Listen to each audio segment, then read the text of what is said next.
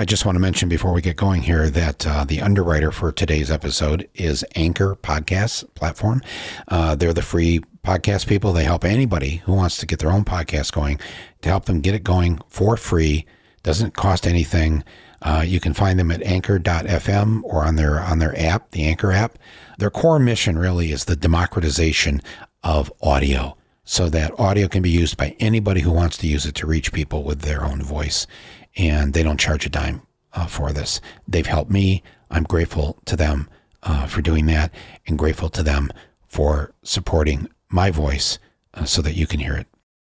4 and 3 and 2 and 1.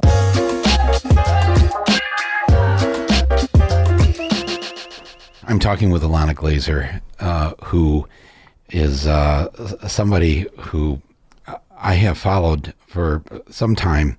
Like I hope many of you, a big fan of the Comedy Central series Broad City. And if you haven't seen this, I think it's still on demand or whatever. People can find it. It's on Hulu, and it's definitely on Comedy Central's app. On their thing. Yeah, on their thing. Okay. Once you start watching this, you won't be able to stop. Woo! Because it's true. It's just, there's nothing like it. And when you started, you and your cohort, Abbi Jacobson. Woo! So these two young women, well, I'm going to let you describe how you came up with this idea. But in my opinion, having watched television since, I come from the days of being a tyke, and I Love Lucy is on TV. So I think I've seen the gamut, and you took it to a whole new level. And it was powerful and profane and profound. I'm out of P words, but perverse. It was perverse.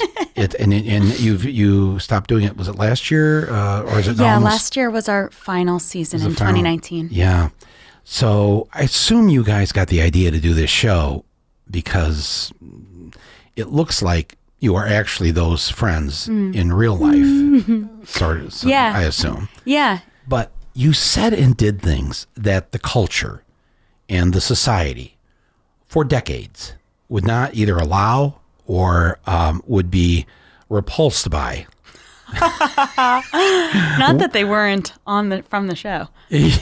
Well, that's it. You crossed the line. You crossed the line on the first episode. You crossed the line of what the way you're supposed to be as good young women who are to behave in a certain way. You reject all of that. You immediately don't give a shit about anything, which as people who listen to this podcast, oh, by the way, you're listening to the podcast. It's called Rumble with Michael Moore. I'm Michael Moore. This is Ilana Glazer. Hi. But as I kept watching this series, I just thought, how are they doing this? How are they getting away with it? Where are the standards and practices people at the network? Oh my God. They must have been on you, right? Christy. Hey, Christy. S&P. It was tough. They were very oi. They were like, oi. And we would talk out how things could work so that they had an argument had they been sued. It was an amazing experience. But to talk to the S&P people, women in their early to mid to late 20s, that was a really unique. I first want to say thanks so much for having me. It's such an honor to be here and to be talking to you. It's like, oh my God, to have an hour with Michael Moore is amazing to me. Well, likewise. I mean, we first met, it was a couple years ago, right after Trump's inauguration. Yep. And a bunch of us had a meeting. I was called, you were called, others were called. I think it was at America Ferrera's apartment. Oh, we're just going to drop bold-faced names. I know, and I'm also like, what do people think about you know what I mean, New York elite? But I'm just like, it's, talking to you and hearing about you coming from Michigan and your experience in New York. And I'm from Long Island. New York is all I know deeply. And it's like, it amazes me how small town New York City is, actually. Yes. It's so huge and it's so busy and diverse and industrious, but it's also small town. Right. But just to speak to the broad city of it all for a second, God bless Abbi Jacobson. Abbi! That really was, we're not like exactly those people, but we pulled out those extreme parts of ourselves from each other. And Broad City was like, I just cherish it. It's my favorite TV show. And I've watched a lot of TV too. And also I came up watching, I just wore out my tapes of I Love Lucy as a kid. Right. But we like needed it to end for personal growth because we had been inside this box that we created. And it's crazy out here. It's crazy out here in non-Broad City world. Like just, it's a totally different life experience not living inside the show. And we both needed it. But that doesn't mean that, I'll speak for myself. It doesn't mean I don't miss it. I needed this like space to develop as an individual, but I miss it so much. The space you're in now. Yeah. And like, so you and Abbi are not working together. We're producing some stuff together because we're good at producing together, and it's efficient, and we're good at it. And, our ideas, it's just really fun to like talk about a project and then pitch stuff and then meet in the middle. We love that. Yeah. But we're working on separate individuals on our individual careers, and it's the first time that we're doing this, really. It's all good. Yeah, it's all good. It's not John and Paul. No, it's all good. It's all good. It's actually better because there's all this space now for us to be actually ourselves and not in the context of making something, being that character, gathering life experience for the work. It's more just like, it's a little scary. It's not like we're like, it's not like we have stuff set up to talk all the time like we did before, but I'm cherishing the freedom inside which to like organically see what comes up in our friendship. One of the, I think, wonderful things about the show and the relationship between the two of you on the show is that you are, how should I put this? You are two heterosexual women who have an intimate love for and with each other. It was so kind of, I know it was a comedy, but it was just so powerful to see that in whatever the deepest, darkest moments were, that you knew that you had each other, and that when you wanted to cuddle with somebody, right, it was with your best friend. Thank you for seeing that in us and that love. We do both identify as queer, which actually like deepens that the tension of that love more, because it is like in your 20s there you find these friends who are your partners in life. Right. And sometimes people go for that partner. Like I do feel like Ilana and Abbi on the show could have chosen to like build a life together, but they were building a life. And, the show ended because the characters needed, we as individuals and the characters needed space for individual growth. But sometimes I'm like, I have friends from my 20s where I'm like, I could have partnered with them, and now that I'm 32, I have a partner, I'm married to a partner, and like so much of it is a choice, a consistent choosing again and again of your partner, that I'm like, I could have done this with Inti or Matt or Abbi. It's like it's kind of it's not this magical thing that TV and film always pretends love is. It's work. It's work. It's beautiful work, but it's work. But the show really, you presented a way for us to have, yes, we may be married or you have a partner or whatever, but there are other people that you can have this special relationship with that you must have gotten fan mail or whatever from people saying, geez, I hope to find somebody like Abbi or Ilana in my life someday, to have that kind of, I don't even know if there's a word for it yet, but that kind of friendship that is partnership, life partnership. And that being married doesn't negate having that with somebody. But I would guess the person that you're married to, or your partner in real life, some people might be threatened by that kind of intimacy and closeness with somebody that you literally do share everything with, and not just what I did today at work, but your essential. You could see, watching the two of you, the melding of your souls, and I know this it's not why people came to Broad City, but once there, and through all the humor and all the bawdiness and all the things of just trying to get by in the shitty jobs of to try and even pay the bills living in Brooklyn or New York City or whatever. It's you know, and you show what it's like for the generation after me, and the millennials who, you know, I posted this thing online a couple of days ago saying, those of you boomers who don't understand why so many millennials are for Bernie, it may be because you're not aware of the fact that the things that you got and take for granted. We went to college for free. Yep. My dad had a high school education, was a factory worker, and we never paid a single copay, deductible. Wow. Eyeglasses were free. The dentist was free. This is the 1960s. Wild. The dentist was free. Crazy. This isn't like a radical new idea. This is the way anybody who grew up in a union household. I remember in Flint, next 2 doors down, their dad was a bagger at the local A&P supermarket. Mm-hmm. Just a bagger. Yeah. It was a union job. Wow. And everybody in that family got to see a doctor, got to see a dentist, got to see all.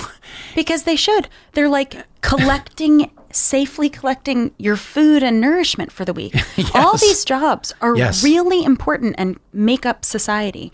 And just to like, just a thought I had when you were saying about like boomers taking for granted things that we had. You know, Broad City really showed this new type of life partnership that was previously not in the script that baby boomers had written after World War II. Oh, life looks like this. Yeah. And I don't think the culture had gotten the chance to see a partnership this platonic yet romantic, and there is sexuality as a part of it, but these people aren't fucking, you know, and they have other partners. It was kind of polyamorous. It was queer and fluid. I feel like the post-World War II generation took for granted what life is supposed to look like. You get a family, you get a partner, you get a family, you have like a certain, you know, education, you go to college, and it's, but that wasn't granted to everyone equally. Yeah. And it wasn't being admitted that it wasn't being granted to everyone equally. It was like, sort of like the suburbs were invented and they were like, isn't this great? But it's like we weren't looking at our country wasn't looking at the whole picture. And, you know, it's uncomfortable to have to look at a bigger picture than we're used to. But I'm so grateful it's happening right now. I'm so grateful to be witnessing this consciousness, this rise in consciousness. Just again, for the people who sadly have not seen Broad City, let's just give them a little example of it. And maybe we can play a clip of it, and we'll fit it in this whole. That's hot. But give us a couple examples of your favorite episodes that really kind of, and I'll do the same too. But I'd love to know what you think is, because people ask me, you know, I've never seen any of your films. If I were to watch just one, what would it be? And I know exactly that one that they should watch, because it has in that film, it has everything I believe in. Which one? It's called Capitalism: A Love Story. Some top Broad City apps. Well, yeah, especially for when somebody says to you, yeah, you know, I missed the show, you know, but I've heard people like it. What's it about? And, and it's just, it's because well, I'll let you do yours, and then I'll tell you my favorite episodes of yours. It's so wild too, like to look back, and we made 50 episodes. I'm like, damn, I can't even, I can barely wrap my head around it. Start with some of the jobs that you and Abbi would have on the show. You would get hired. So, I mean, our big jobs in the show were, I worked at this place called Deals. That was in real life called Life Booker, a like Groupon, basically a Groupon spinoff for health and beauty services that Abbi and I actually worked at. Our main director, Lucia Agnello, who's also a writer and also an actress. She played Smelly Pussy Donna in season 5. Lucia worked there first. LOL, are you loving Smelly Pussy Donna? No, I'm just saying that we never got to see that episode of I Love Lucy. Right, that's right. You know, and it's funny, like how you talk about like we went where nobody has gone before. But like, I mean, thank God we were ignorant in this way. But, you know, I started comedy, I was 19. Abbi was maybe 22 or 23 when she moved to New York. And we grew up in comedy.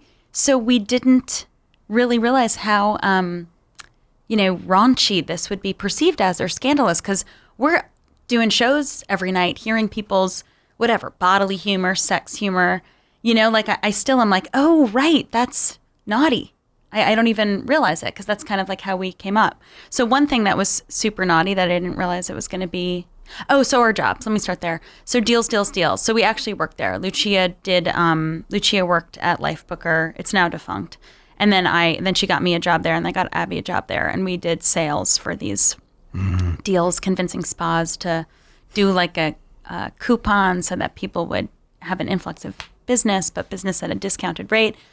Who knows? And then Abbi worked at kind of like an Equinox as a cleaner, as like a custodian of the Equinox. Wiping down the machines and the restrooms. Yeah, and she really wanted to be a trainer. Right. But she really, really wanted to be an artist. And like some of my favorite episodes, Pussy Weed cracks me up. That was like Abbi wants to buy her own pot. Ilana wants to do her own taxes. And it is revealed that Ilana stores her weed in her pussy. Yeah. Oh, yeah.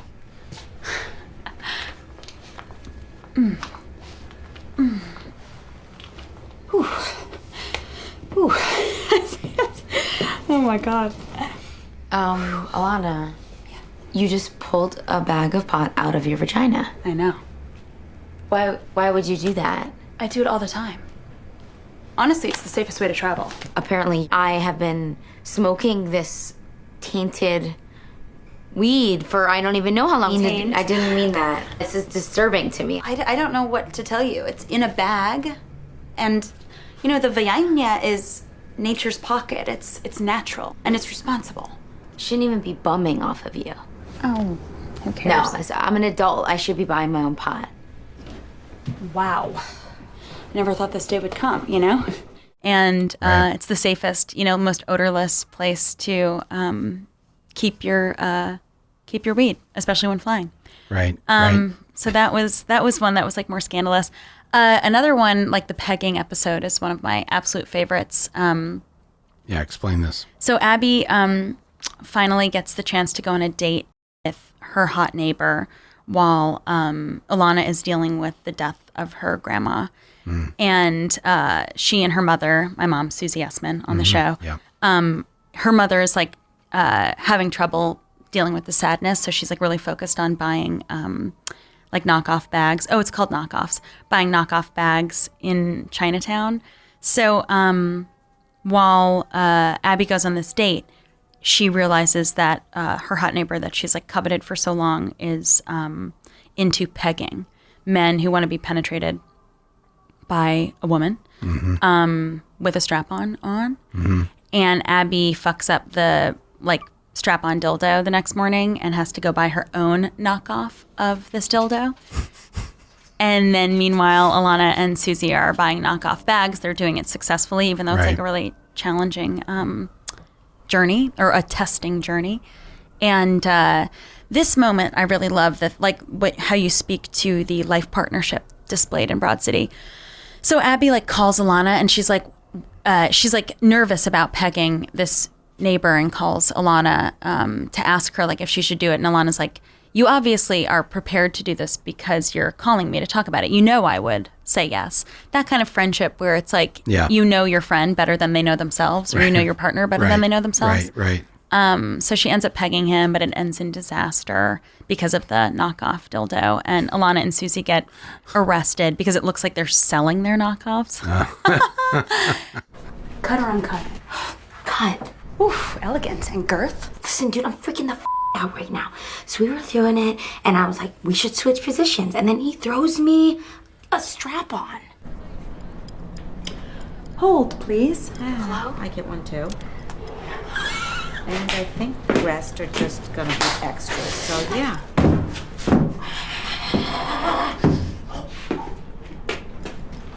Ilana, control yourself. Excuse me, I'm on the phone. Jesus, Ilana. Thank you for sharing this with me. Dude, I'm calling for advice. Oh, sorry. Okay, so start by lubing up the head. No, I'm not even sure if I'm gonna do it. What is not to know? This is once in a lifetime. It's going to have passed. Ab, all throughout college, I slept with a strap-on on, just in case the opportunity came along that you have handed to you on a silver platter. I don't know, I just envisioned being with Jeremy in like a lot of different ways, but not this way. We are going to my grandmother's shiva, okay? The reason I'm not sitting and crying is because that badass bitch did everything she ever wanted to. You want to go to the grave dreaming of Jeremy's hairy, adorable little butthole? Or do you want to die knowing that you brought him pleasure by plowing it like a queen? I just don't know, Ilana. Bitch, you know. You wouldn't have called me if you didn't. Paul W. Downs and Lucia Agnello wrote that one. They were our main writers in Broad City. And, you know, I think when Abby and I write stuff, it is one thing. When we wrote with Paul and Lucia, it was like double the thing because they're their own life partners, actually, you know, romantic partners, writing partners, just this like sort of too many layers on one relationship vibe, like how Abby and I have. In one of the episodes, you go down to Florida to this is where Susie, your mom, That's one of my faves. is living. But I'm trying to remember the one with the gun. The grandmother, is she still? Your grandmother is still alive? No, she had passed. Yeah. So she had passed. But yes, this is a great episode. Thank you so much. It's one of my absolute favorites. Oh, Absolute favorites because like I grew up going to Florida. Like that was like where the only place we'd go for vacation because my grandma lived there. And first of all, where we filmed was my grandmother's condominium. wow! I know complex. That place looks so real. It's unbelievable and it's too good. And I directed it and I was like, I know where we're gonna end up. You guys can show me locations or whatever, but it's gonna be at what we called Darlington Lakes. It's gonna be where my parents have bought their own condo just last year to snowbird. The condo association meeting where the person who's running is so racist. That's right. That the person goes so far with it. It's so when you cut away to the audience, the condo owners that are sitting in the community room of Darlington Lakes. Right. They're all just listening to her like, Right. It's like with the way white people are sometimes. That's right. And there are one or two that are offended. Yeah. But and of course you guys are horribly offended. We're like, oh shit. You know, like I was so excited to be able to finally like explore that experience in my life, which, you know, I grew up on Long Island, which was designed to be racially segregated. And these condominium complexes are, for a long time, were super segregated. They're becoming more diverse now. But this thing of like growing up and realizing how the system works is, it's really trippy. And Florida, that was like my experience with Florida, where I was like, it's lovely, but it's racist. Even in these communities where, you know, people from the Northeast who are going down there think that they're progressive, but it's not the case. But this is what you guys did so brilliantly, and I wish we just had more of this, and that is the use of humor when discussing things political. Generally, when we have these political discussions, it's very serious. It's very right. And I think it does. I think with, especially like where I come from in the Midwest, it turns people off, or they just, you know, it's, okay, right. But you took that issue about gun ownership and the American desire to have the gun and did it with your satire that I thought, wow, this is the thing that if we're trying to convince anybody about, you know, gun control and the need for it or whatever, just watch this episode of Broad City. What's the name of the episode? Florida. Oh, it's called Florida. Okay, Yeah. right. And you directed it. 407. Yep. Yeah. Wow, you must have been very proud of that because it really, I mean, so yeah, okay, so it's the fourth season of, how many seasons ultimately? 7? 5. 5. Oh my God. Yeah. And you only did 50. Guys, it feels like you did 500. And Jen Statsky wrote that episode too, and she is so good at like tight jokes, punching like the dense jokes in each like in her episodes, that was so great for Florida because we were being rude about the state, but also like having love for it too. The Darlington Lakes Executive Board will now confer to make a decision regarding the new tenants. I wonder how long they'll take. We've reached a decision. That was really fast. Okay. Congratulations, ladies. Oh my God. You're the new residents at Darlington Lakes. Thank you guys so much. You're so cute. We are family now. Yeah, you won't be sorry, we promise. Well, we'd rather have two young Jewish d***s than a couple of Okay, so hopefully now people have an idea of what we're talking about here. Right. But especially the I don't want to say profanity. It's worse than that. The vulgarity Yeah. of Broad City. That I think comedy works best when the audience squirms a little. When you start to feel your personal discomfort. Right. You know that Right. the humorist, the comedian, the satirist has now touched the raw nerve that needs to be touched. So you guys didn't just do this every week. You did it like every few minutes of every episode where even somebody like me, who I think I'm like, oh, I can handle anything. Yeah. Yeah, I've heard that before. And I'm like, whoa, Yeah. they just didn't say that. Yeah. Whoa. Oh, no, they're doing, oh, no. Oh, Yeah. and I'm like, oh, this is good. Yes, I need to be confronted. Right. My privilege needs to be confronted. My whatever, my discomfort. It just, this is, I would almost recommend watching this show just for whatever therapy it will give you. That is so kind. Well, Thank it's you. true though. It's a catharsis watching this show, and we don't get better, we don't change unless we are willing to have that raw nerve being touched. Right.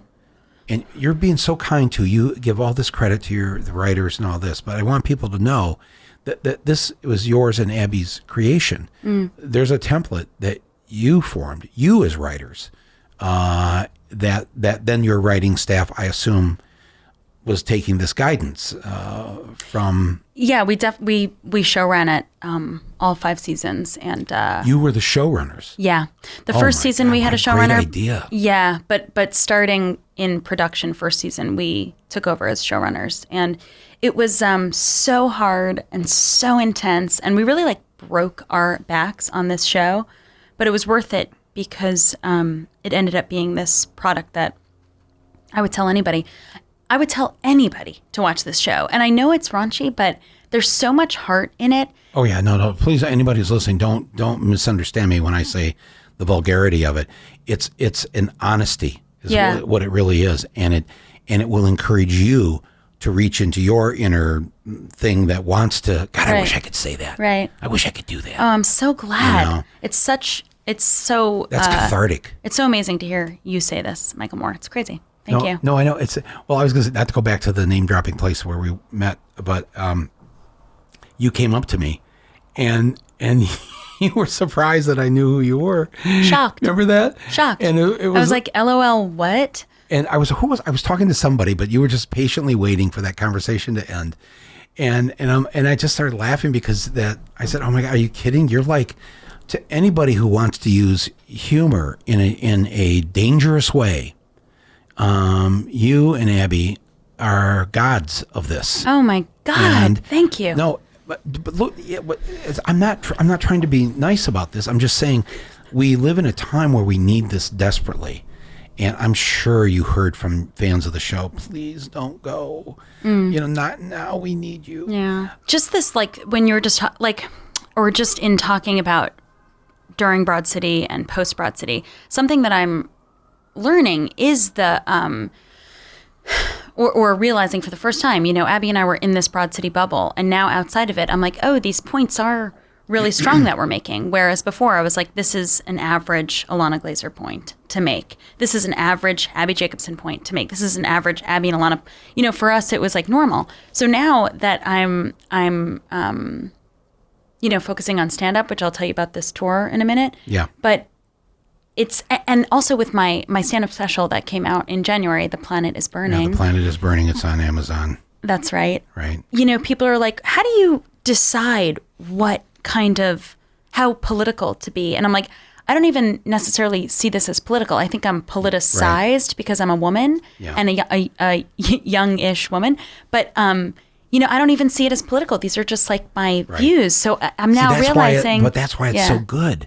Right. Because you don't have a separation or segregation of these. Because how you figured this out as a teenager or somebody in their 20s from Long Island. No offense to Long Island. I'm just saying. Yeah. I've driven it. Okay. Yeah. I'm just saying. Look, we are all political in the sense that we just exist. That we exist on this planet. That you're a woman or you're African American, you're Latino, whatever it is. People have heard me say this before on the show. When people say to you, "Well, I'm not interested in politics," and I always say to them, "Yeah, well, politics is interested in you because it wants to have its hands on your reproductive organs. Right. It wants to do a whole bunch of things to you.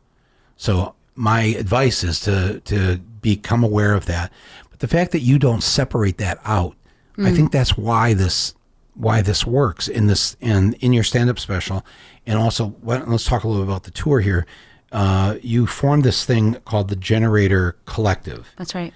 So, but anyway, but explain this thing that you have invented with a couple of your cohorts, the Generator Collective. Yeah. And these what do you call them? Jenny socials. Jenny socials that you do around the country. So you say you're going on tour. Yeah. And everybody listening to this going, oh, okay, yeah, here's the plug for the tour. Uh-huh. Yeah.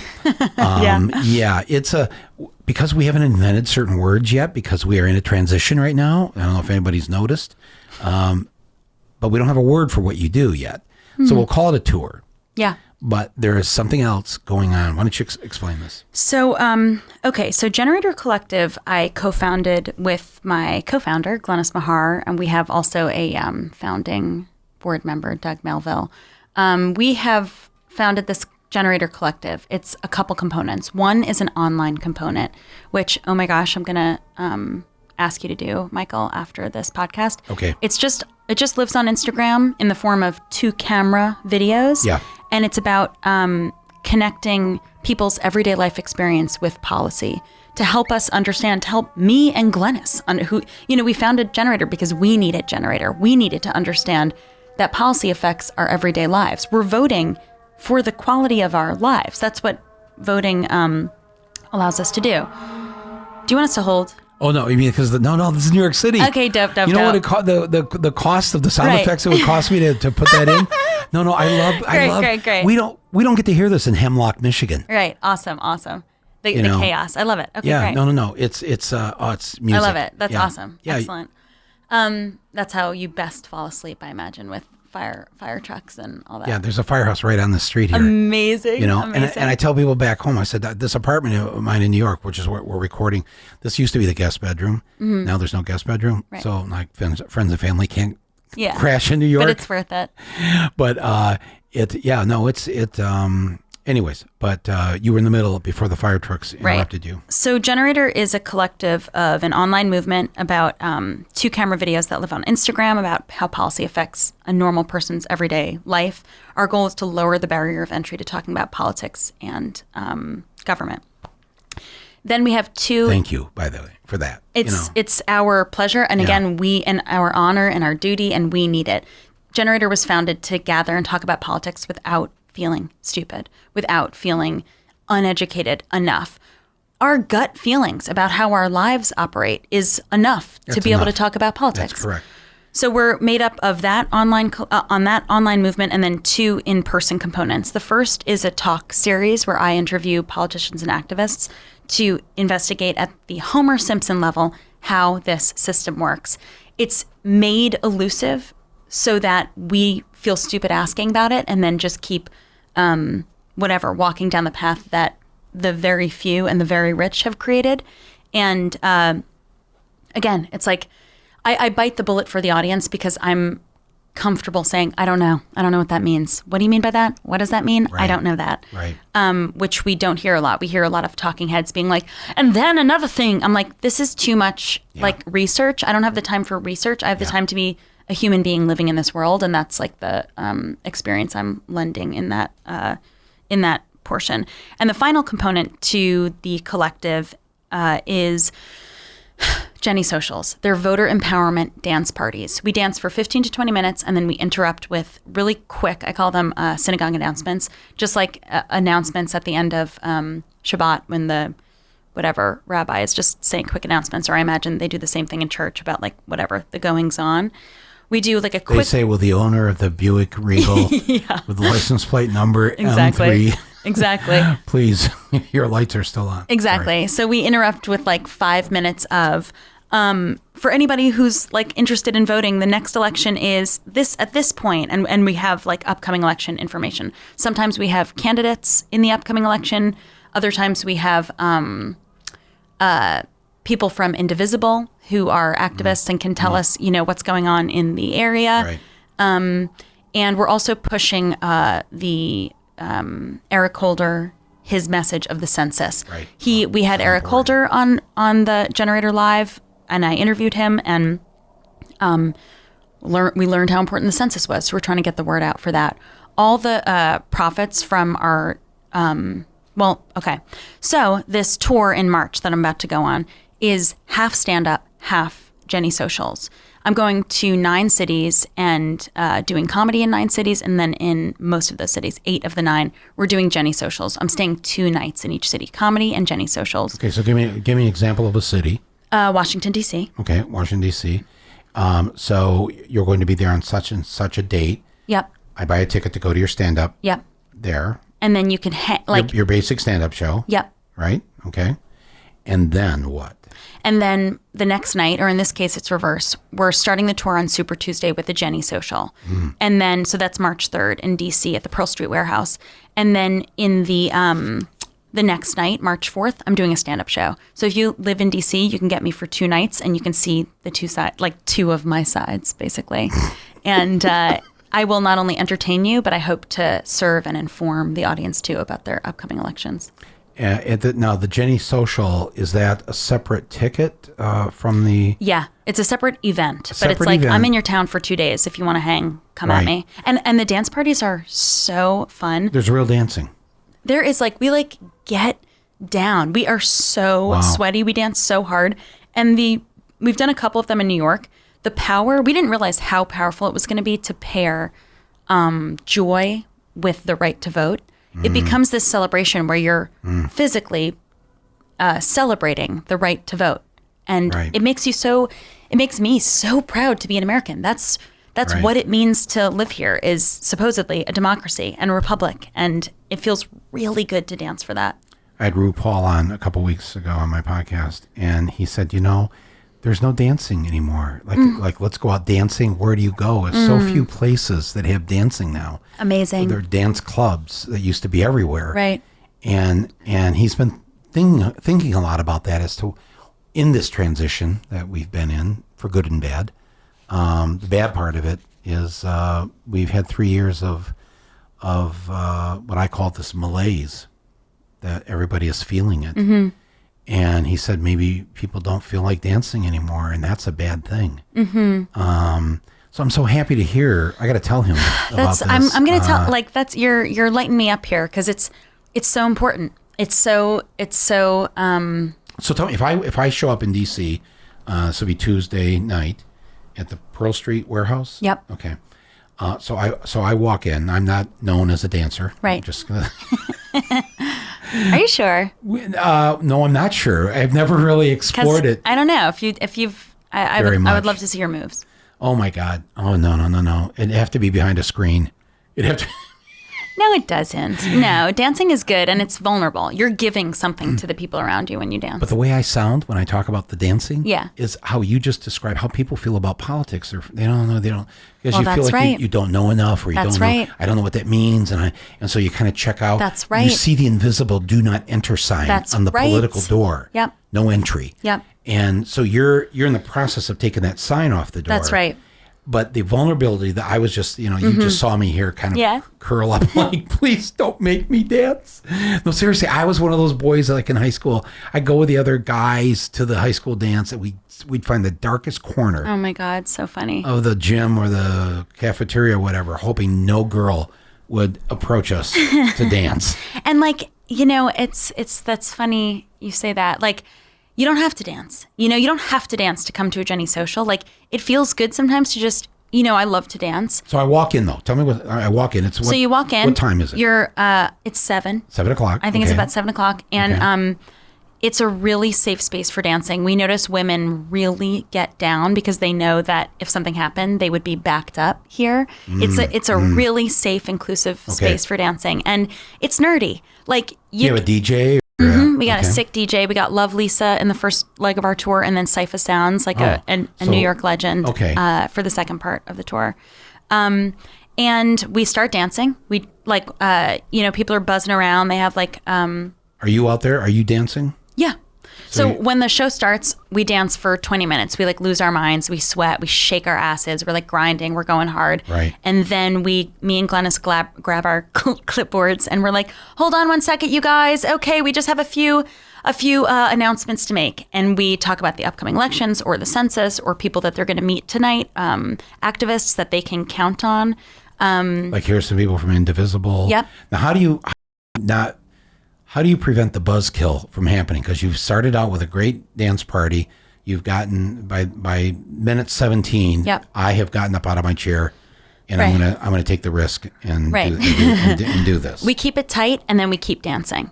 And it's it's maybe Oh, so you go back to the dancing? Yeah, yeah. So how much of the politics? I would say they're in between. 3 to 5 interruptions, and the how long? interruptions are 5 minutes tops. Oh. That's it. Yeah. I mean, it's the whole goal with Generator is to invite people to know that this system is theirs. So it's the GOP is doing their best job to be as ugly as possible, just as hideous, as cheap, as rude, as excluding as possible. And Generator is here to say, I know it's hard to look at that over there, but this is also politics. And politics is us. It's not a few people in a castle. Politics is in America, it's supposed to be the people. So look at us. We're hot. We're dancing. And it's about 2 hours because then I'm exhausted. And Right. Jeez. it's so powerful. People get so stoked.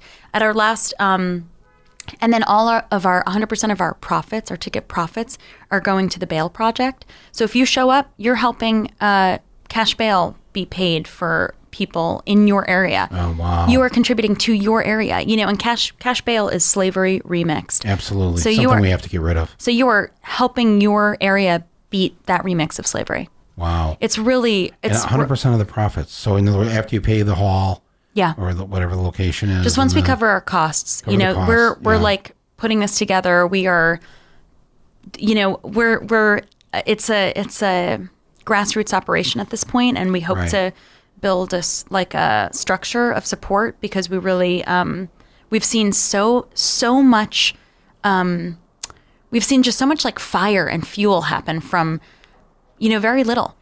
Coordination, organization, some conversation, some dancing, but it goes a long way. People really are desperate to feel included and Right. not, we're made to be disgusted right now with the Right. way that politics is working. So if you go to a Jenny social, you're not going to be shamed because you don't know something about what's you will going be on. embraced for not be- knowing. yes. And I will say, yeah, I don't know. I'm a mess. Glennis, what is it? And Glennis is going to be like, well, I did the research today and I Googled it, but Indivisible will probably tell us better. We just embody the fact that we Right. don't know everything. Right. And the fact that the fact that you have to grow up in DC, study politics, work in DC to know how the system runs, that's fucked up. That's wrong. Right.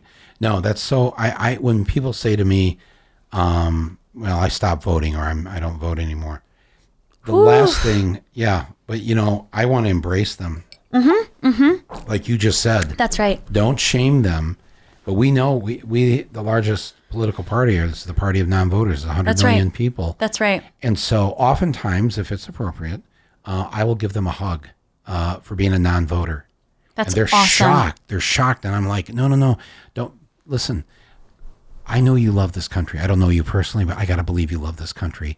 And it's got to kill you not to vote. Right. That you want to say, you're so pissed off about this, that, or whatever, or you wish you had, didn't have to go to that second job just to pay the bills. Oh my God! Wish that you knew that if your back broke, you'd be taken care of by the country. Yeah. I mean, Lord, right. Lord. So the fact that you are essentially committing a version of an act of civil disobedience, Right. By saying I refuse Right. to participate in this system that has screwed the working people of this country or whatever.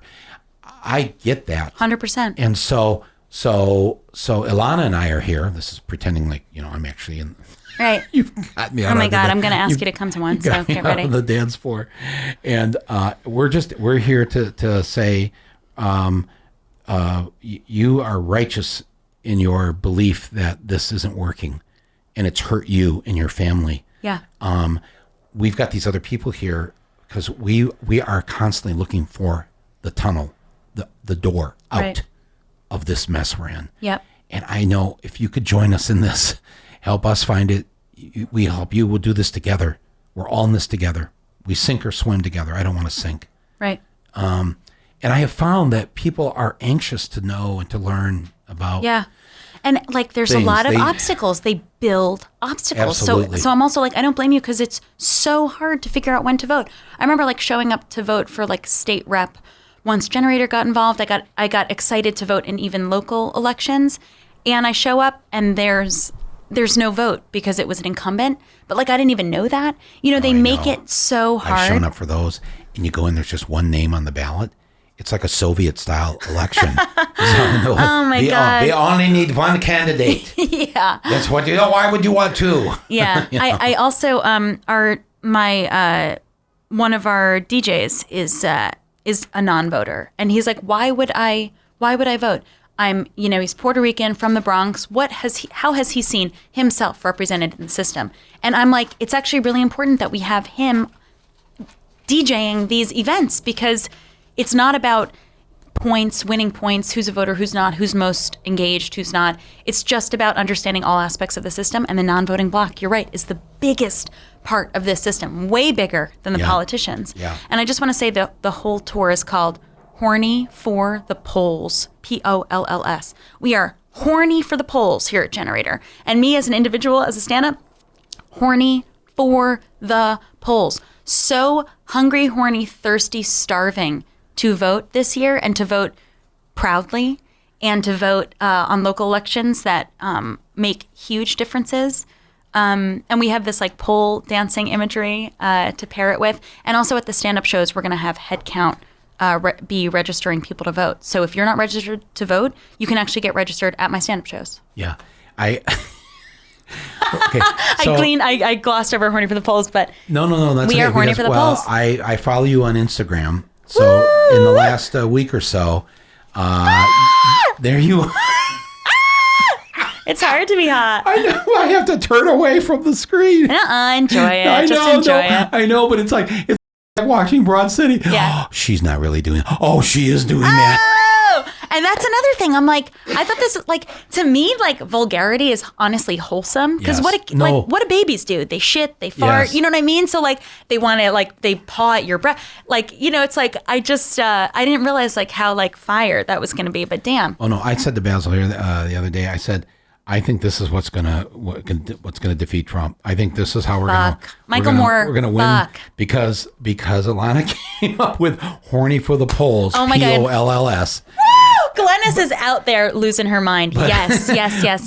But using poll images, and not just when I say an image, yes, there is a logo that is a drawing of this, but there is also Ilana, offering my body, offering her body to save the country. while I still I don't know how can, else to- while this currency has value, I will offer it. I saw you had Emily Ratajkowski on your podcast. Yes. I actually got to ask her because I'm horny to see her on the polls. That's for fucking sure. Yeah. You know, it's like I want to start the thing and then invite others. This is not about me, but you do have to offer yourself first. Right. And yeah, I took a pole dancing workshop from Jessie Colon, a pregnant poler. She says there's a community of pregnant pole dancers in New York.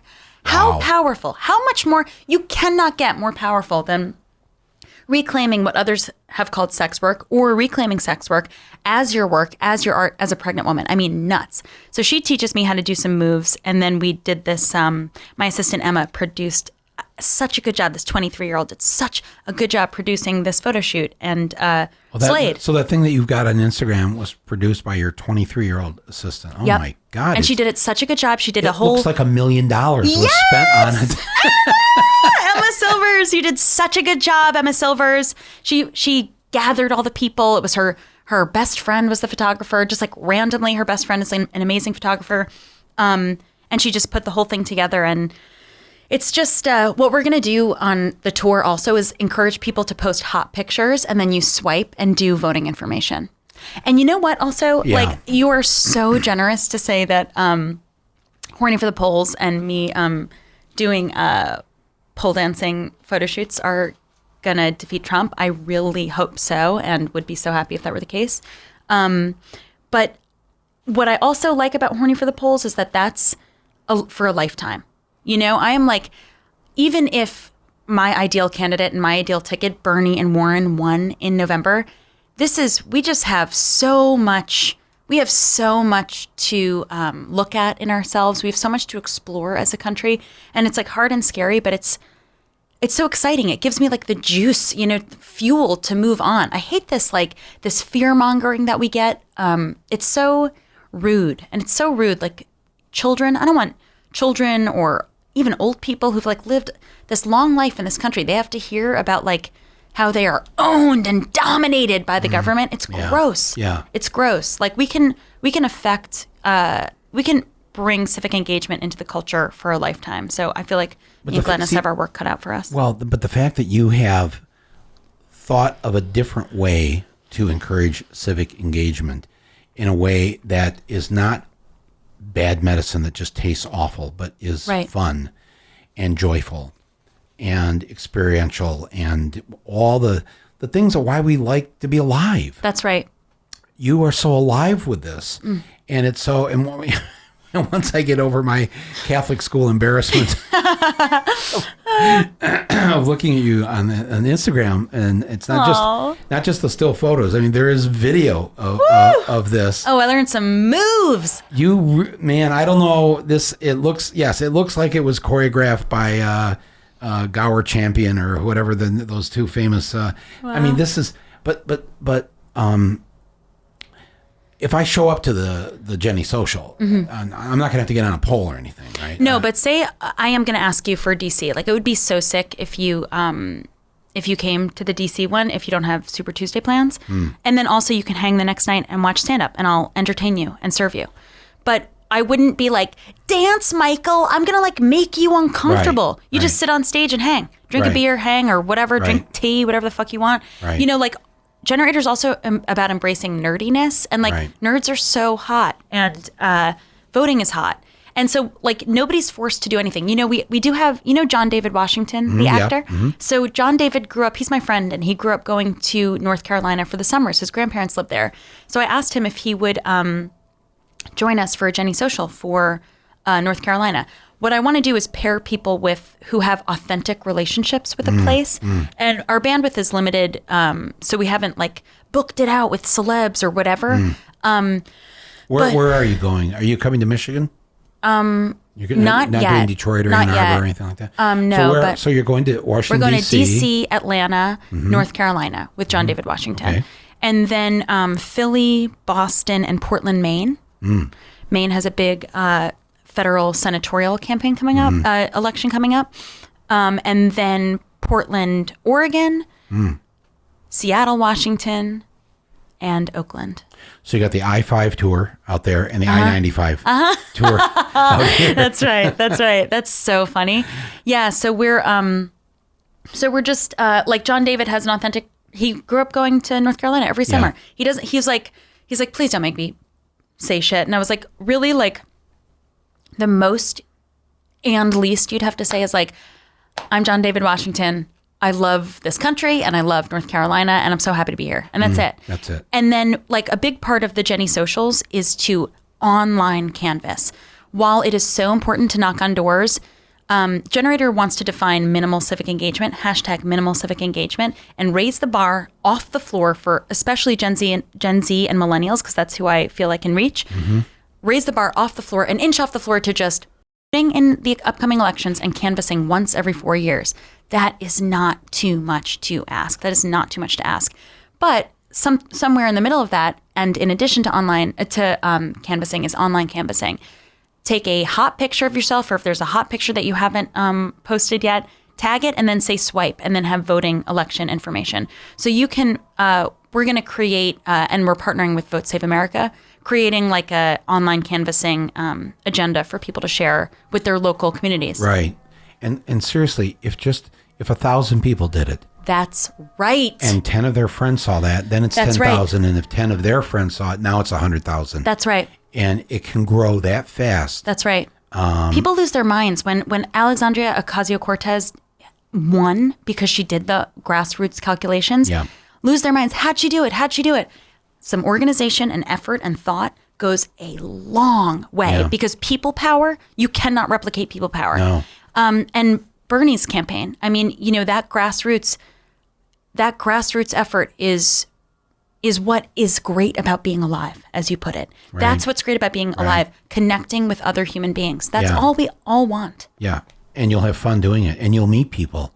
And that's what I always say, activism. If you're sick, I I did comedy because, one reason I did comedy was like to hook up with people. I didn't want to go, I have never been on a date. The first date I was on, I married the guy. You know what I mean? Like, there's no, like, as a radical woman such as myself, it's hard to go on like normal dates. Right. So like comedians is like where I hooked up with people and dated, or whatever you would call it.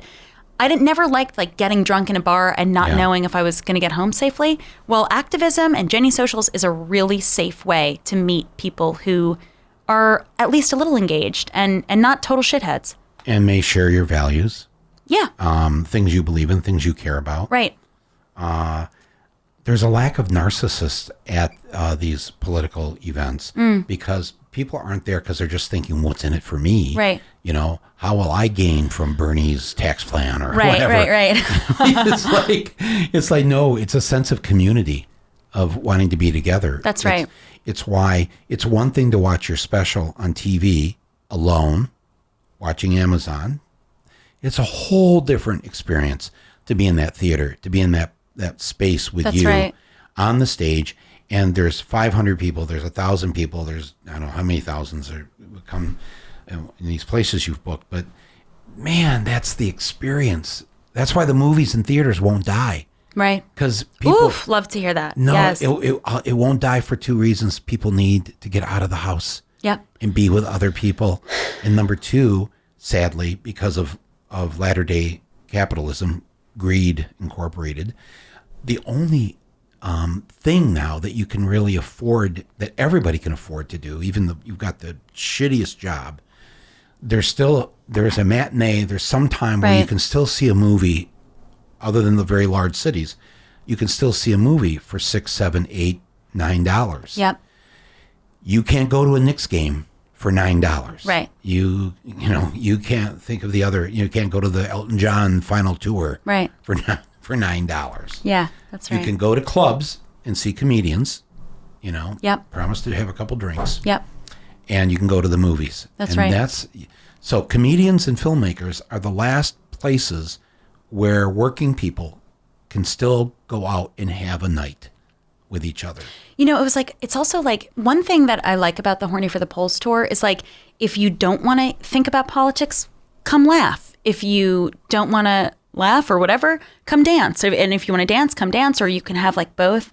But in having like more time for stand-up since Broad City has ended, I've been able to really indulge in the political power of stand-up. And I'm not even talking like, pushing Bernie or a candidate. I mean, just like the power to travel the country and see my country is like, it's so beautiful, and the different vibes, but everyone's like the same in certain core ways, as in wanting to just be connected and, those human experience ways. Right.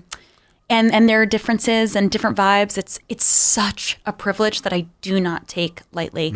And I'm really excited to have built into this tour a way to give back to these communities with, voting information. So you've said in here twice that you've endorsed Bernie. Yeah. But then you also mentioned the Bernie Warren ticket. I'm like this divisive nature where it's like, Bernie's my guy and nobody likes a candidate Bernie because he's my guy. No, he's my guy because I find his message to be the most reduced and distilled and concentrated over the longest period of time. I think he's been crafting his message about inequality for the wealth gap, for wealth inequality for the longest time. Wealth inequality points to healthcare, to systematic racism. He encompasses all the subsidiaries of his points with the basic, simple message.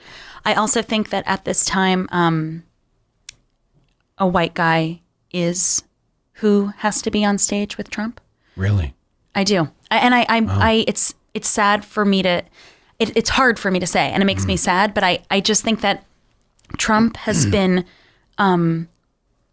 publishing anti-woman propaganda so loudly with such a loud microphone for 4 years that I just think that that makes Bernie more likely to win. What was it? 98% of black women voters voted against Trump. 98%. There's no group that equals that number. I know. And it's like such a shame that we can't honor our black women rightfully, the rest of us, by, taking their cues, that voting block being important to, maybe moderate white people, for that voting block to inform the rest of us. Right. But I just wanted to say, for as much as excited I am about Bernie, and I actually have been, I just did a club in Vermont to prepare for this tour, and I was actually working on some Bernie material. I do think this is going to be, I do think that this 4 years is about toxic masculinity. Trump is the Mickey Mouse for toxic masculinity. He is toxic masculinity's mascot. So I do think the Trump Harvey years. Yeah, that's exactly what this is. And, things happened the way that they happened. I think it took having a proud sexual predator in the White House, someone who's bragged about sexual predation, having them in the White House to have women rise up and say, well, then if I need that in my government, then I can't have that in my fucking movies. I think that we are convicting Harvey because Trump is in office. But all that being, so that's why I think, and that's another reason with Bernie, because I think this is a race about toxic masculinity. But, I don't like that, the idea of well, if I choose one, then the rest fall to the wayside. No, Elizabeth Warren is a fucking badass genius who knows her shit. I believe in her plans. My husband and I, after watching the debates, we were saying, I wish that was, why are we doing the games, pretending like this is a normal election? Bloomberg, get out of here. What game is he winning? This is nonsense. It would be so badass if he weren't running. All these other candidates, it's about Warren and Bernie, clearly.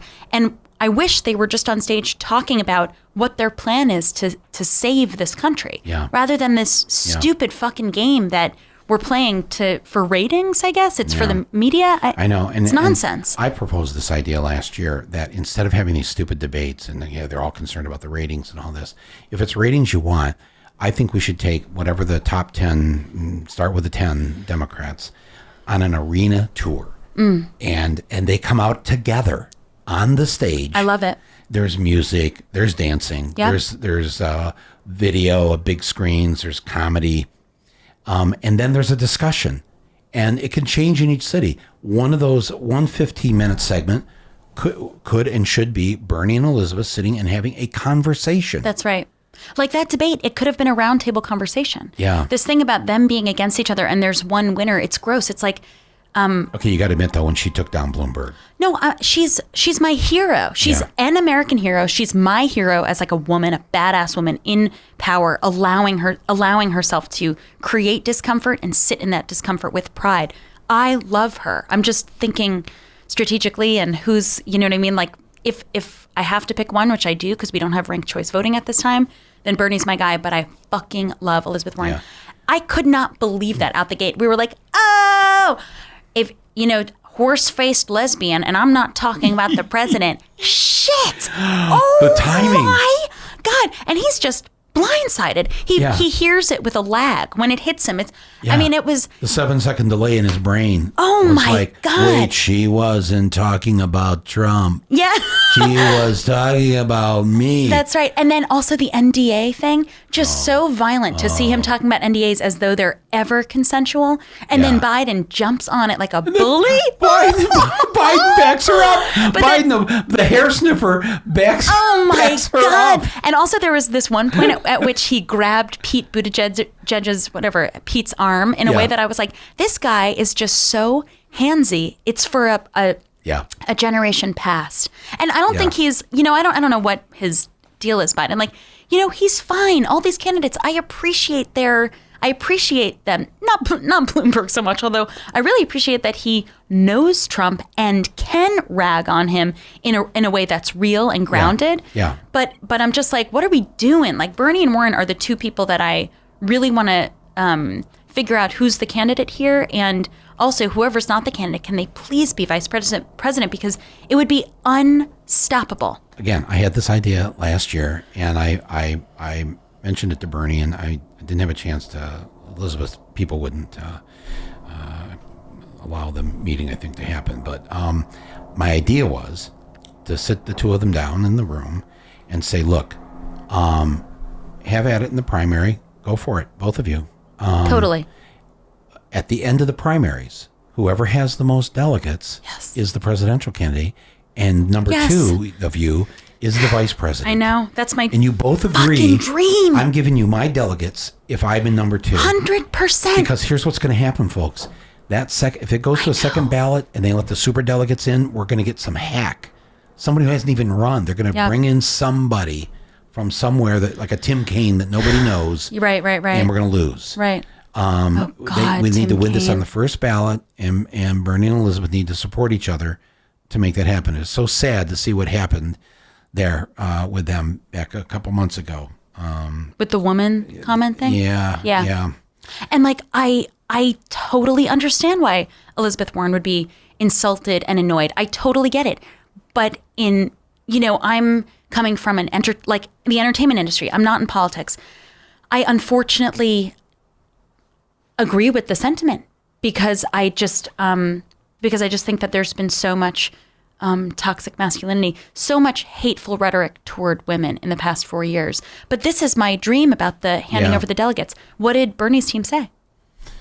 Well, he loves Elizabeth, and they have been friends forever. That's why I was very sad when this happened. And I think actually both of them, they love their country, and they are not narcissists, and they are going to do what I just suggested, I believe will happen, actually. Really?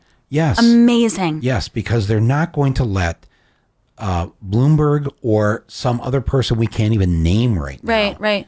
brought in by the old party hacks, forced upon us, that will inspire nobody to get out and vote. All this work you and I and others will have done to inspire and get people out, and it'll be like a big bomb went off. And so I'm optimistic that something like this will happen. And Biden and Bernie actually get along pretty well. Mm-hmm. And if you look at the polls, they ask now, if you're a Buttigieg supporter, or a Warren supporter, whatever, Bernie, who's your second choice? Oh, wow. And so the number one candidate for Biden voters as their second choice is Bernie. Oh, wow. And the same with Warren. Wow. The last poll I saw was like 52% of Warren voters have Bernie as their second choice. So this is the way we're going to have to kind of make this work. I hope what you say is true. I would just, oh my God, that would be incredible. I think they would be an unstoppable team nationally and internationally. They would truly not only, you can't reverse the damage that Trump has done. He has ripped families apart. They will never get, that trauma is embedded now in their experience and those children's experience. All the fucking shit that he's done. It can't be undone, but we could move forward so productively and so inclusively and healthfully if Bernie and Warren teamed up. I don't know what, none of us were there at their dinner. It was just the two of them. So none of us know what was really said. But I know Bernie well enough, and I've known him since he first ran for Congress, and I went and campaigned for him in Burlington. I know him well enough that he would never be able to mind that a woman can't make it or a woman can't be president. Totally. And even if he believed that, he understood that we live in a misogynist country, and therefore it will be more difficult for a woman, perhaps. He's not actually going to even, I know him, he's so private in the sense that he won't say that. If you're a woman, he's sitting there across from you, he's not going to want to deflate your optimism or your chances of believing that you can win. So I don't know if an aide put that out and then Elizabeth had to figure out a way to deal with it. And, and I filmed her. She's been in 2 of my movies. I mean, I think the world of her, and I just am so disappointed. But I think in the same way, if Bernie, let's say the story gone this way, Bernie, or an aide of Bernie's told the press that he and Elizabeth had dinner together. And during the dinner, Elizabeth said to Bernie, a Jew can't be president of the United States. And it's like, that sounds so awful and harsh, but maybe she explains then, look, you're 2%, Jews are 2% of the population. I mean, they're not, come on, let's just be honest here. And I understand when I hear that from people, but I also like to, especially with Judaism, I like to explain to people that while anti-Semitism remains rampant in the country, you go through the whole Midwest, it's nothing but Jewish senators. Wow. Where although the diaspora exists, it exists to a much less extent. Well, I want to say, one thing I want to say is like, I've been working this into my hour that I'm doing on the road, but I didn't think that a Jew could be president either before Trump was. I was like, Bernie's running and I liked him, but I was like, I voted for Hillary because I thought no way could a Jew be president. But this is my joke but now once Danny DeVito as Penguin as president has been president for 4 years, I'm like, okay, a Jew can. And a woman, I think a woman would be a great president, but just in the culture right now, there has been, Trump, it appears that he just hates women and sees them as subhuman, and that he has had such a loud mic for 4 years. No, he has ceded the darker side of the male gender. Right. To such a, he won 64% of the white male vote. Wild. Which I always tell people whenever you see 3 white guys coming toward you down the sidewalk, know that 2 of them voted for Trump. Damn. Yeah. And then walk across the street quickly. To the other sidewalk. Oh my God. Isn't that a thought? The way he treats his daughter sexually, the way he treats his wife, like that image after the Obamas and their really seemingly equal partnership. It's just been such a, I know. It's been so sad for love and partnership. Yes, absolutely. But I bring up Judaism, if you don't mind. I'd like to just ask you about this because the last week or two here, I hear a lot of people saying, wow, I like Bernie, but he's so angry. Or, he's, Biden makes a joke to him, quit flailing your arms around. And he's always shouting, he's always screaming. And I'm thinking, now again, as a Michigander, having, come here, you do notice that New York is not the Midwest. Right. But after you're here for a while, you see, and I think what people are saying, and I'm not saying this is anti-Semitism or necessarily, but what they're really saying is that in the same way that they called Muhammad Ali back in the 60s a loudmouth, and any black person who spoke out was just a big loudmouth, or they'd have other terms, worse terms. Yeah. Or if a woman in the 70s started speaking out, oh, she's so shrill. Right. That was the word. That's the key code word of the misogyny toward. Right. And I think this sort of thing with Bernie, you know, he's and the Larry David caricature, and which is not much of a caricature. It's pretty close to what he actually is. But I think that is there something about Bernie's Brooklyn Jewishness that makes some white Gentiles a little nervous, and they are constantly, even the pundits are always pointing out, why is Bernie always yelling? But why don't you just say, why is he so Jewish? Right. Why is he so it's expressive? Funny. You're like hitting so many points, not only in my Bernie material, but also in my I'm sorry. No, it's great. It's great. And like I would write for you for free, by the way. Amazing. And my upcoming Jew material as well. Like, you know, it's funny when you talk about Jewish senators in the Midwest, I think a lot about Jews obtaining white status and WASP currency post World War II, and how there's been this way made, as you can tell by the presence of Jewish identity in the Trump administration. You know, like Jews used to be this progressive othered group, and some have split off and embraced the larger power structure to obtain safety that is false, that is not truly offered to them when it comes down to it. Right. But like, I hadn't thought about that. Like the media doesn't support Bernie. Like the New York Times acts like he's not a viable candidate, and it's crazy to me for a publication that considers themselves so progressive. He has perfectly progressive values. Yeah. But I think it's also, you're right, it's not like the clean, sort of like goopy, you know. He's a working class. Yeah. From Brooklyn. And it's so authentic, it's scary. And like, so is Warren. Warren's authentic, but she just is waspier, and she is like that sort of like cleaner, sleeker look. And Bernie is so Jewy. But I think, the other thing that you hit from my material is, I'm like, I literally see the culture and all this. I think Larry David has made way for Bernie to be president, because Larry David, like, there's this sort of like Gen Z millennial thing of like people wanting to fuck Larry David, which always like cracks me up, because I don't see, you know, he's like so cute and like whatever, attractive guy, but I'm not like, I want to fuck Larry David. Like, I don't think of it like that. But because there are some young people who are like, ooh, Larry David, I'm like, that's actually like sets us up to receive Bernie as a leading male, which Jews haven't always, Jewish men have been pigeonholed and emasculated over time. And I think that's why often Jews try to lean into like potential WASP currency, whiteness points, because it affords them a type of masculinity that wasn't otherwise. You know, what's a Jewish man? I'm like, Woody Allen, no thanks. Larry David, I'll take that one. So I also think like Curb Your Enthusiasm literally paved the way for Bernie to win. And what you point out is right. Like, would a black man be allowed to be as angry as Bernie is on stage? No. But the media's not picking it up either. You know, it's not like offensive, like scary at like in the same way that the media would pick up if a black individual were acting that way.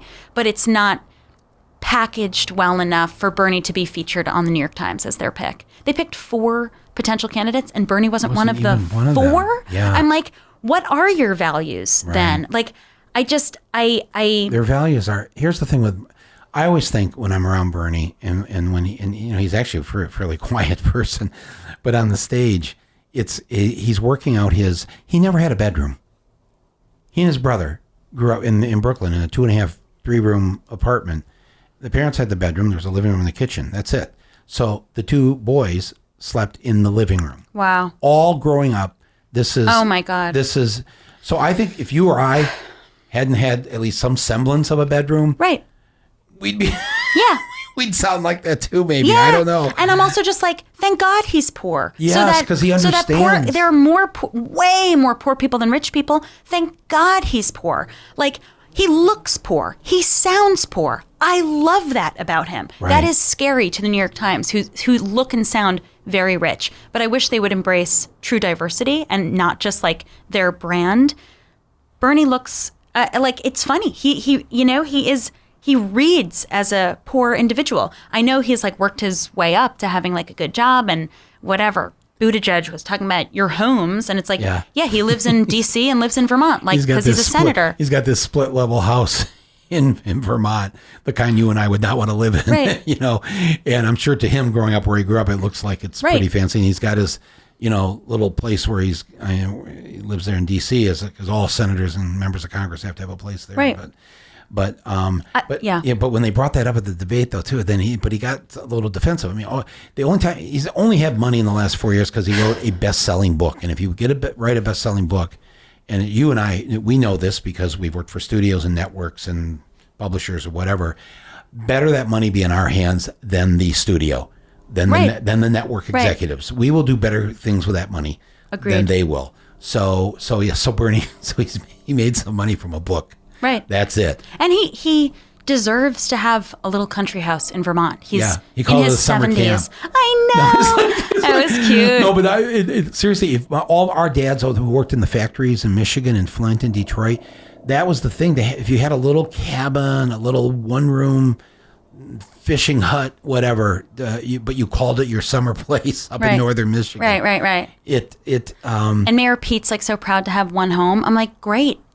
Great. But I was so angry at his divisiveness on that stage. I was like, this is actually weakening the country and the progressive movement right now. You're not adding to the momentum with your platform. You are breaking down momentum. You are dissolving momentum. But I do think that Bernie is too Jewy for a lot of people. But I also think that because he reads as poor, he reaches such large swaths of people. Yeah. I think his Jewiness and likeness to Larry David is what gets Gen Z and millennials excited. I've said to him, and I said it on a podcast here last week, because his dad's family is all gone because of the Holocaust.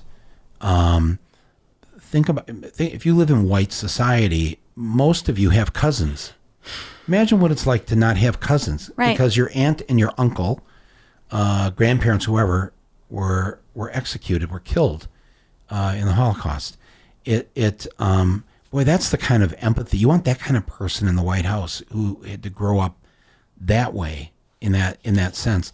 But he doesn't want to talk about it, and he doesn't want to, like, just on 60 Minutes the other night. They why don't you talk more about your personal story? It's great, because I'm sure all the marketers love that. Right. The politician with their personal. And he says, no, I'm not that kind of person. I don't do that. I don't. He doesn't go in the spin room after the debate and spin, because he doesn't spin. Yeah. He's not a spinner. Yeah. And he, I said, like, all the Muslims in Congress, all three of them, have endorsed you. The Muslim Democrats have endorsed you in New York.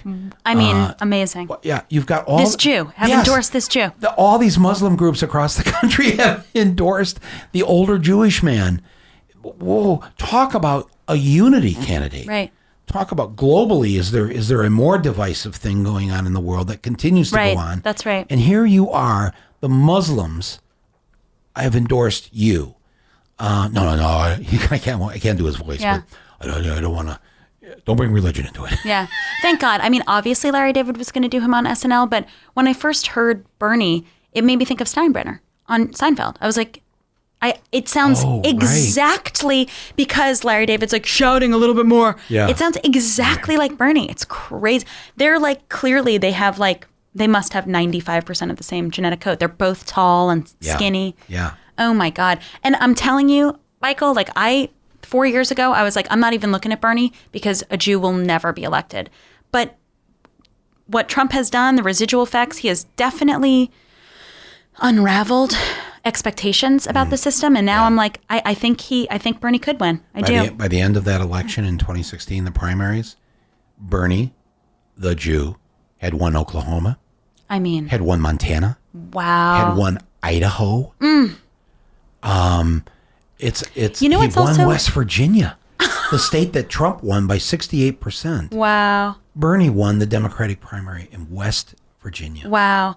I also there's something there with his Holocaust history that I think white Christians relate to with the Holocaust, that's like a story.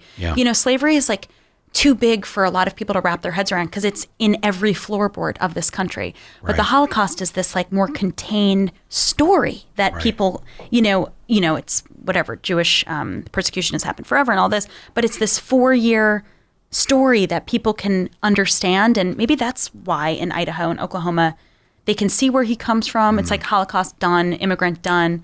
That's amazing that he won this. He got in the Nevada caucus. Self-described Democrats who call themselves moderate or conservative Democrats. He got a third half. I don't know the exact statistic, but it was a stunning statistic where he won even this piece of it. But I know that too from Michigan because I know that there is a crossover. There are 8 million Obama voters that voted for Trump. So there 8 million Obama voters who voted for Trump? Yes, I know. That statistic. There are so few voters. I'm like, is that the whole? How many people vote in this country? There were 130 million who voted in 2016. So 170 that didn't. There's kids can't vote. Yeah, there's 110 million I think that didn't vote. And 130 voted. 8 million Obama voters who voted for Trump. I wonder what had happened during that time. And who they are. Yeah, I think a lot of them. Were they mostly white people, poor white people? Yes. Mm-hmm. And life didn't get better for them under 8 years of a Democratic president. Yeah. And so they don't like Trump personally, but he looked like I've said this before on Rumble here, that he was like a human Molotov cocktail that they could throw into a system that hadn't And I get it. by them. I get it. Just like the people who don't vote, I'm like, I get it because the system is so fucked up and made to seem like it's totally out of your reach. Like, I get that.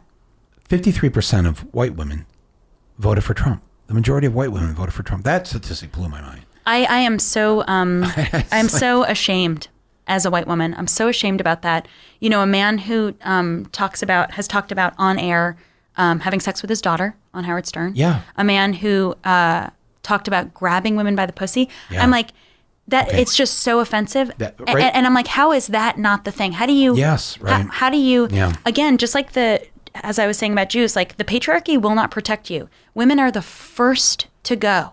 Yeah. Women are the first to go in this system. Like you are we are slaves in rape culture. We are the rapeable in rape culture. It makes me so scared actually that people to think of someone wanting to think of a woman electing Trump. I mean, same with Roy Moore. All these white women voted for Roy Moore, the on record. The mall pedophile. Yeah. And white women voted, and most people of color, of course, black women showed up to vote against Roy Moore. Obviously, what's his name? Doug Jones. Doug Jones. That was fascinating and scary.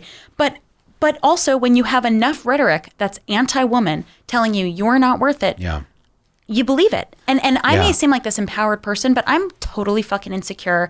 I totally worry about my outside, my inside. Like, I get it, this insecurity. I relate to these women's insecurity. The action taken after that, And the oppressor knows that. And the oppressor knows how to manipulate that insecurity. Right. And to turn one part of the group against the other. Yeah. So that they never turn against that person in power. And so, his whole thing of saying that you grab women by the pussy or whatever. When I heard that, actually, I got to tell you, when I first heard that tape of him saying that, grab him by the pussy, my first thought was, he's never seen a vagina. My God. This guy, listen to my theory on this. LOL. I don't think he has ever, like in person. You may have seen it in a picture. Right. But he's never in person met a vagina. Wow. Because if he had ever, because being a super malignant narcissist, why would he ever go to the southern hemisphere to please his partner? Right. Totally. So he would never take his time to go down there. Absolutely. Because if he had gone down there, he would know, first of all, there's nothing to grab. Right. When you grab, he said that.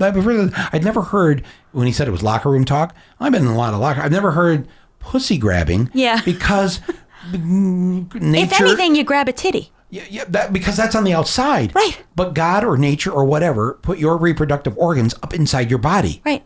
So, left ours out, put yours up. And I'm That's thinking, so wow, funny.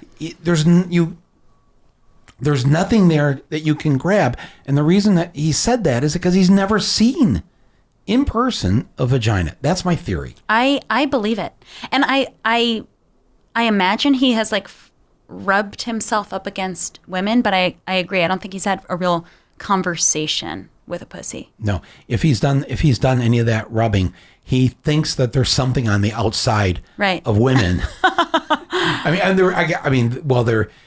It's talking true, about though. It's true. It's just like I'm just saying there's not like 4 inches of something hanging off a Right, woman right. that you're going to grab. yeah. There's nothing to grab. There's nothing to grab. Nothing to grab, Donald. And just so violent, like the way you say Yeah. the way he says it. It's Says like it in a you mean violent manner. The place that you came out of for life. Is that Yeah. what you mean? Yeah, the place that place, yeah. That place. Yeah. That's what you grab of your own accord.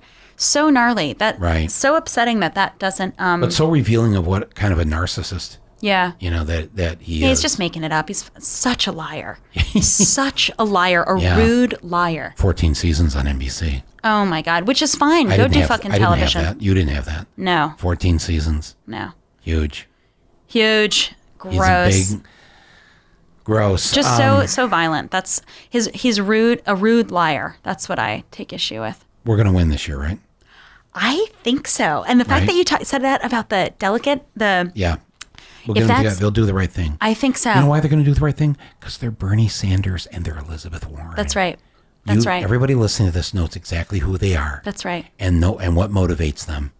And they're not people doing this because they want power. Right. Right. And they will do this, and they will have people like me encouraging them and supporting them, and we will not let that second ballot take place at the Democratic Convention. That's right. Because we're going to get screwed on that. They will do and the right thing. I think we can win this year. I really do. And once people get health care, Yeah. it's not going to be such a and once they're not threatened that their health care is going to be taken away, it's not going to be so hard to imbue human rights values in our government because people will Yeah. be like, oh, at least I'm covered if I break my fucking back. Right. And if you voted for Trump, you know what? We're going to cover you too. Everybody's going to have That's right. the health care. Of course. Everybody's going to go to the dentist. Everybody is going to be able to have child care that they can have and afford, and actually go to a Jenny social, Right. and not have to worry about where I don't have anybody to watch the kids. Right. Right. If you're in France, you don't have that problem. It's available. Right. It's available. So it's free mostly if you're French, unless you have money, and then it's either $1 or $2 an hour. That's it. Wow. That is it. Wow. And that lets you get out of the house. That lets you have a life. Have a life. And not resent your kids. No, like, be the your own kids person. are happier because That's mom right. and dad are happier. Yeah, right. So the kids, we were down there with the Parkland kids, Yeah. what they called Gen Z, but they corrected me and said, no, we call ourselves the Columbine generation. Wow. Because the seniors of that year when the shooting happened there last in 18, their moms were carrying them the year right after Columbine. I was in 5th grade when Columbine happened. Yeah. Do you have a memory of it? Yeah, I mean, it was so confusing because like where I grew up, it wasn't like it wasn't progressive, so we weren't told things in a certain way. But my parents, I don't really remember like how they spoke to me about it, but I just remember learning of it and how unsafe I felt. There's now a $2.7 billion a year industry around having these active shooter drills in schools and scaring the shit out of kids. Wow, I did not realize that was and industry, but of course it is. Of course it is. It's like the whole Homeland Security industry, and there are people making big bucks. They do these things. They've convinced these schools now to let them charge in, have Unbelievable. a shooter come in, an actor shooter. Unbelievable. And the kids are freaked out. Did you see the last Dave Chappelle special? He talks about like school shooters, and he's like, aren't we showing the school shooters the plan? Yeah, that's not just a joke. That is true. Every school shooter has now seen what the plan is, where they're hiding. It's so, I didn't even, of course that's profit-based. That is awful. Yeah. Like, why should children even be thinking about this? No, they're thinking about it in kindergarten and first grade before they can read and write. they know how to respond to an No. active shooter. That is Awful. so friggin' wrong. That's so I'm like, wrong. it's just, And but that's up to individual schools too. That's wrong. that's wrong. Wow, there are so many other things we could. Will you come back and do this another I will. time? I would love And, to. This is a pleasure and an honor. I want no, to say again. And I'm going to try to come to one of your one of your I-95 because you're really just a train ride away. That's right. To some of these. I will buy you an Acela ticket and a hotel room. That's no, that's our no. offer. Oh my our God! offer. Oh my God! You don't have to do that. But I would. We would love to have you. I would love to see myself dance. I would love it. And you don't have to dance for long, and there's a stool right there, but like we could just like hold hands and dance a little bit, and then you sit if you want. It's Yeah. not it's Yeah. all gentle. No one will laugh at me. No, Or no. all whatever my high school fears. And also I'm a comedian. I'm like, people laugh at me all the fucking time, and I am like, I'm this person, but then it's like, oh fine, fucking laugh. Like laughing is sex, is joy, is eating, Yeah. is life. It's all good. So it's Horny for the Polls Yep. Tour. And is there a hornyforthepolls.com? That's right. Horny, number 4, THA, polls.com. Horny for that polls. That polls, Now- Polls. Yeah, now, funny story. If you try to, some businesses and schools won't let you purchase tickets because they register this as a porn site because it says horny in it. So you can also go to ilanaglazertour.com. Oh, so much better. Oh, gosh. And okay, so 9 cities for now. Yep. And there are 2-night events that have the stand-up Yep. on one night and the Jenny socials Yep. the next night. Oh my God, this is such a great idea. Thank you so much. Anybody who just got inspired to think of what you could do in your town. Think of ideas like this. Yep. I mean, we used to, back when I was younger in Flint, we were trying to get people elected. We would have like, we'd have a party that night, and if you walked in with that "I voted" sticker on you, you got in for free, and you got 2 free drinks. So hot. Just beer, just get a whole bunch of beer. Yeah. Oh, one year what we did was we can't do raffles legally with it. So you just come with your "I voted" sticker, take it off, and we put it on an index card, and they put their name on it. So there would be a raffle. Mm-hmm. And we got a used car dealer to give us like 3 cars, and these like $800 beaters. Yeah. But they worked. Wow. And you could win a free car just because you went and voted, but you can't come in and get the car unless you voted. That's amazing. And it did like, we were like, oh my God, we're gonna get in trouble for this. But we got called a lawyer, made sure we were following the law and everything on the election law. But it's not horny for the polls, but it's like, yeah. But it is. But somebody listening to this right now, more than one person is thinking, you know what I could do here in Boise? Yeah. You know what I could do here in Wichita?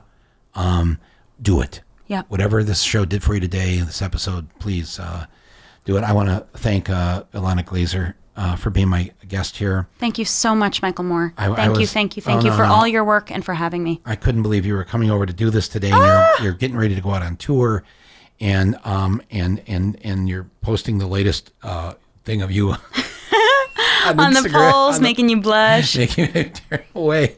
And but again, please keep making us uncomfortable. Touch the nerve, the raw nerve. That's how we wake up. That is how we wake up. And it's cathartic. And pass my thanks along to Abbi. I will. For the Broad City years. That was incredible. And more of this, more of you. Thank you, everybody who listened to this episode today. Please share it with other people. Make your comments on the platform. And I look forward to talking to you very soon. Thanks, everybody. Thanks, everybody. Yes, bye. Have a good day. Bye. Don't forget to dance. Yeah.